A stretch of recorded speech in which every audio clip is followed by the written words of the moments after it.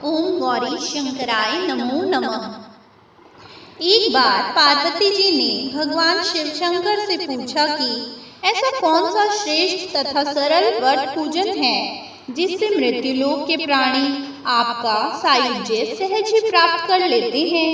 उत्तर में पार्वती को शिव जी ने शिवरात्रि के व्रत का विधान बताकर निम्नलिखित कथा सुनाकर अपने मत की पुष्टि की। एक गांव में एक शिकारी रहता था। पशुओं की हत्या करके वह अपने कुटुंब का पालन करता था। वह एक साहूकार का ऋणी था। समय पर साहूकार का ऋण उससे न चुक सका। क्रोधवश साहूकार ने शिकारी को शिवमठ में बंदी बना लिया। संयोग से उस दिन शिवरात्रि थी। शिकारी ध्यानमग्न होकर शिव संबंधी धार्मिक बातें सुनता रहा। चतुर्दशी को उसने शिवरात्रि व्रत की कथा भी सुनी। संध्या होते ही साहूकार ने उसे अपने पास बुलाया। शिकारी अगले दिन समूचा ऋण लौटा देने के लिए वचनबद्ध होकर जेल से छूट गया।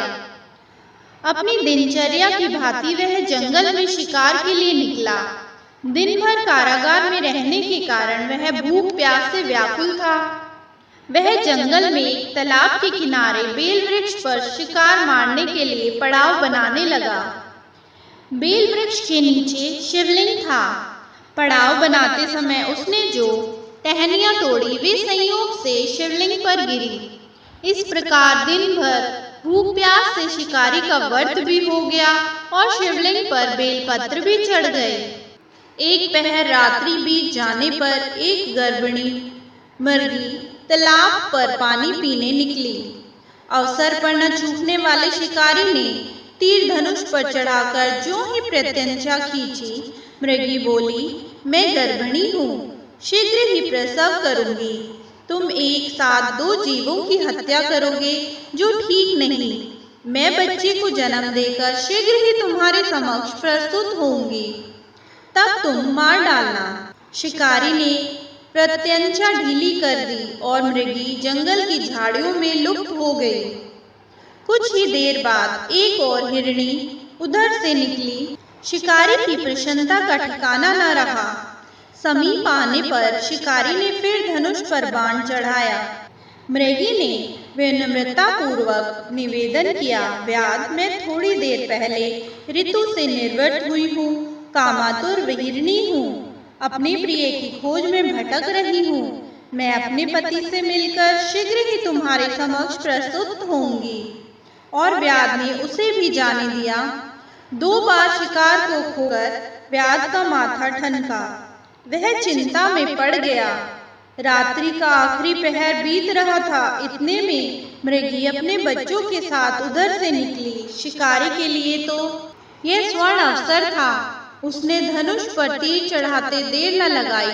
वह तीर छोड़ने ही वाला था कि मृगी बोली, व्याध, मैं इन बच्चों को इनके पिता के हवाले कर लौट कर आती हूँ, मुझे इस समय मत मार। इस पर व्याध हंसा और बोला, सामने आए शिकार को छोड़ देना मेरी बुद्धिमानी नहीं है। मैं इससे पहले भी 2 बार अपना शिकार खो चुका हूँ। मेरे बच्चे भी तो भूख प्यास से तड़प रहे हैं। उत्तर में मृगी ने फिर कहा, जैसे तुम्हें अपने बच्चों की ममता सता रही है, ठीक वैसे ही मुझे जीवन दान मांगती हूँ। जीवनदाता, मैं इन्हें इनके पिता के पास छोड़कर तुरंत लौटने की प्रतिज्ञा करती हूँ। मृगी का दीन स्वर व्याध के हृदय का स्पर्श कर गया। व्याध ने मृगी को भी जाने दिया। शिकार के अभाव में बेल वृक्ष पर बैठा बैठा व्याध बेलपत्र तोड़ तोड़ कर नीचे फेंकता जा रहा था। पो फटने को हुई तो एक हष्ट पुष्ट मर्ग उसी रास्ते पर आया। इसे मार डालने के लिए शिकारी कटिबद्ध हो गया। व्याध की तनी प्रत्यंचा देखकर मृग विनीत स्वर में बोला, व्याध महोदय, तुमने यदि मुझसे पूर्व आने वाली 3 मृगियों तथा छोटे छोटे बच्चों को मार डाला है तो मुझे भी मारने में विलंब न करो, ताकि मुझे उनके वियोग में एक भी क्षण दुख न सहना पड़े। मैं उनका पति हूँ। यदि तुमने उन्हें जीवन दान दिया है तो मुझे भी कुछ क्षण जीवित रहने देने की कृपा करो। मैं उनसे मिलकर तुम्हारे सामने आत्मसमर्पण करने के लिए प्रतिशुद्ध हूँ। मृग की बात सुनते ही शिकारी के सामने पूरी रात का घटना चक्र दोहरा सा गया। उसने सारी कथा मृग को सुना दी। मृग ने फिर कहा, मेरी तीनों पत्नियां जिस प्रकार प्रतिज्ञाबद्ध होकर गई हैं, मेरी मृत्यु से अपने धर्म का पालन नहीं कर पाएंगी।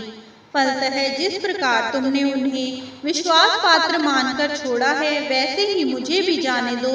मैं उन सबके सहित तुम्हारे सामने शीघ्र ही उपस्थित होता हूँ। उपवास, रात्रि जागरण तथा शिवलिंग पर बेलपत्र चढ़ाने से व्याध का हिंसक हृदय निर्मल हो गया। उसमें भगवत शक्ति का जागरण हो गया। धनुष तथा बाण उसके हाथ में से सहज ही छूट गए। भगवान शिव की अनुकंपा से उसका हिंसक हृदय मांगलिक भावों से भर गया और अपने अतीत के कर्मों को याद करके पश्चाताप की ज्वाला में जलने लगा। थोड़ी देर बाद वह हिरण सपरिवार व्याध के समक्ष प्राणांत हेतु उपस्थित हो गया। जंगली पशुओं की सत्य प्रियता, सात्विकता एवं सामूहिक प्रेम भावना को देखकर व्याध को बड़ी गिलानी हुई।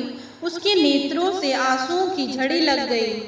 उस हिरण परिवार को न मारकर व्याध ने अपने कठोर हृदय को जीव हिंसा से हटाकर सदा सदा के लिए कोमल एवं दयालु कर लिया।